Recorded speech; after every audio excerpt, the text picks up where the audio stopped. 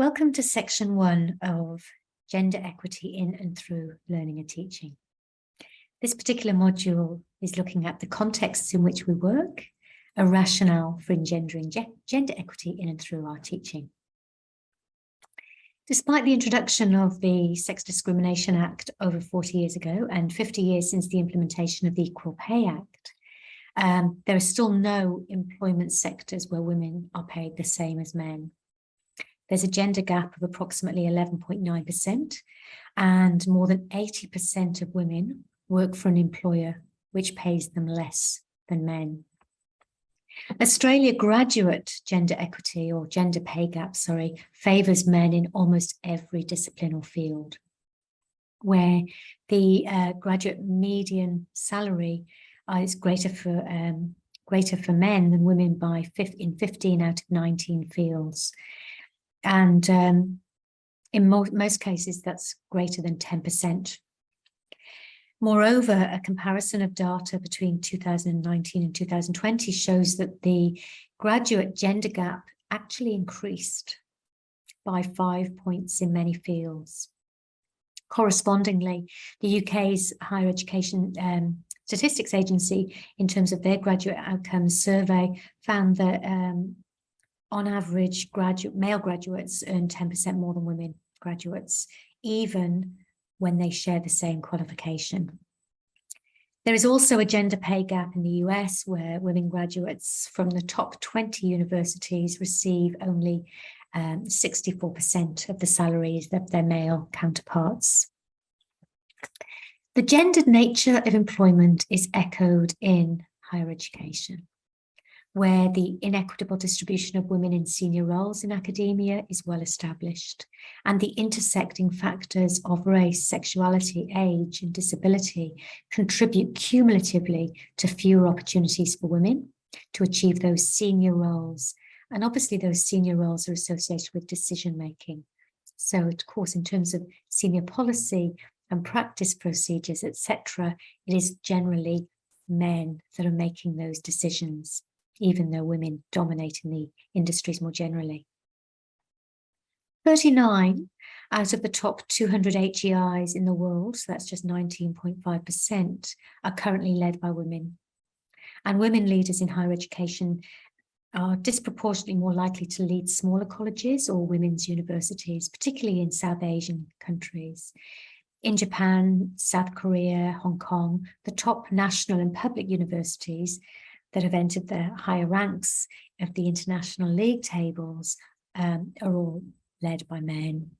Therefore, notwithstanding cultural nuance, the academic workplace is largely stratified across gendered lines.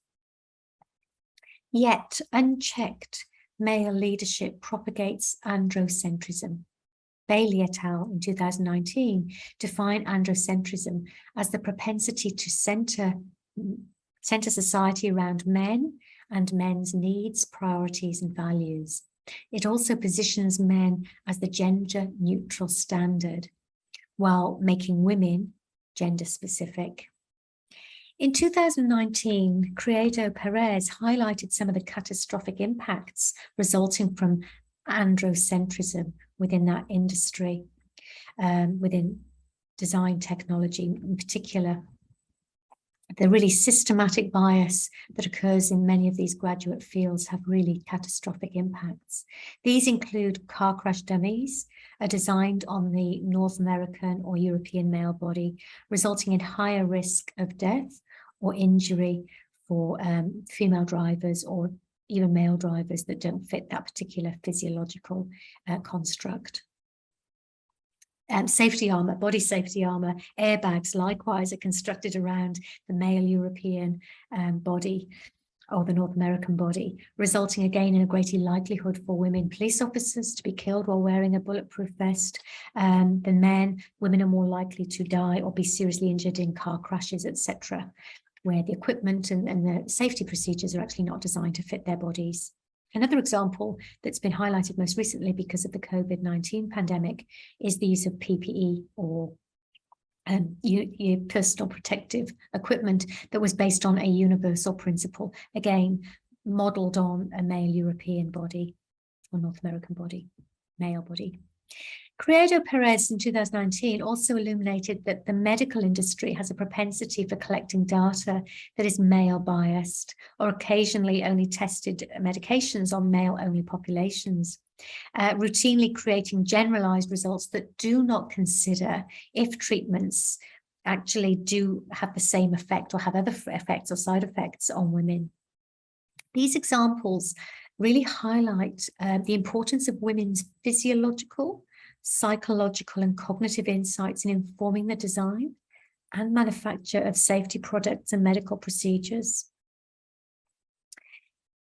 This will more likely be facilitated when greater numbers of graduate women enter the fields and become leaders in those fields. So leaders in design and engineering and ICT and medicine, for which they are qualified.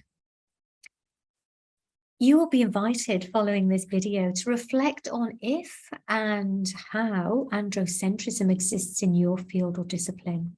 If so, how is it made manifest and what are its impacts? Becoming conscious of gender bias and androcentrism is the first stage in addressing it. The second stage of any social change, including gender equity change, is the belief that change is possible. So I'd like us just to reflect for a moment on the role that universities have or may have in terms of creating and supporting change. I personally concur with Rodin in 1997 when he identified that universities are more than a microcosm of a larger society. They, or we, because we are the university, play a unique role as makers and shapers of new knowledge, of cultures, as generators of new social formations, and notes that universities' capacity to inform institutional and organizational structures have 1,000-time capacity or 1,000-fold capacity.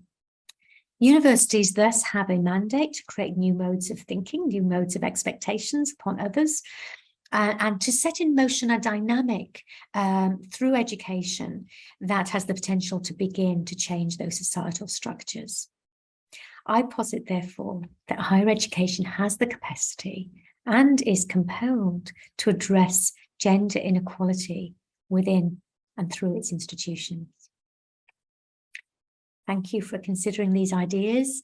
There will be some questions and some things for you to ponder on following this video. Thanks.